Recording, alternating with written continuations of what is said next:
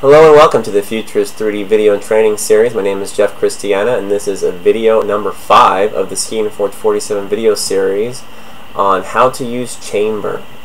Now, chamber we don't use. What I do use instead of chamber is in the start.g code. In the start.g code I specify what my bed temperature is going to be.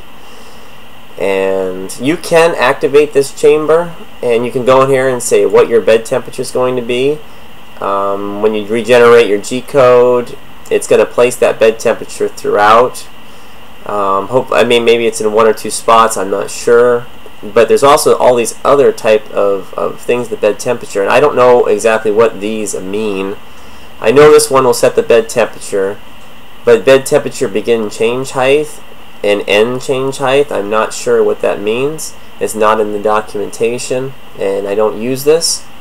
I'm sure at the bed temperature end that'll be your shutoff, which I turn it to 0 or I can set it to a value in my end.g code. I find it much easier to use the start.g code because then I can change my bed temperature without having to regenerate my G code every time.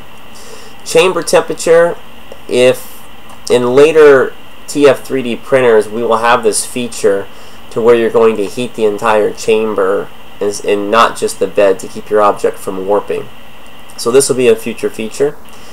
This holding force bar, the description of that defines the holding pressure of a mechanism like a vacuum table or electromagnet. To hold the bed, surface, or object by adding an M142 command, the holding pressure is in bars. For hardware which only has on-off holding, when the holding pressure is 0, turn off holding.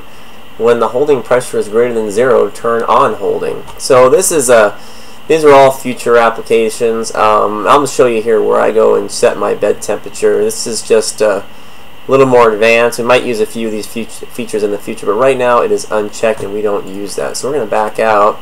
If you go into G code here and you go to the top, I've got my bed temperature set right here, M140. And let's say I want to print this out in ABS. Well, let's go ahead and just say 110. 110 Celsius, you're done, print. Let's say, well, if you want to print in ABS, you want to come here and also change this to 40.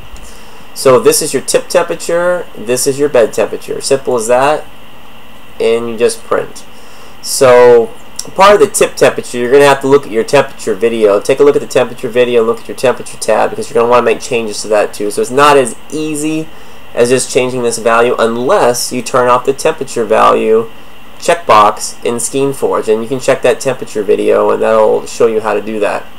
So as far as your bed temp though, you can make changes, but once you check that box, under chamber, you're going to have to not only make the change here, because this is what heats your bed and heats your tip, you're going to have to go into the chamber and make that change as well. So it's one less thing to do. I don't think it's really necessary to make bed heat changes during your print job. You want to keep it at constant temperature, and this works just fine. So I'm going to set this back to PLA temperatures and PLA print head temperatures.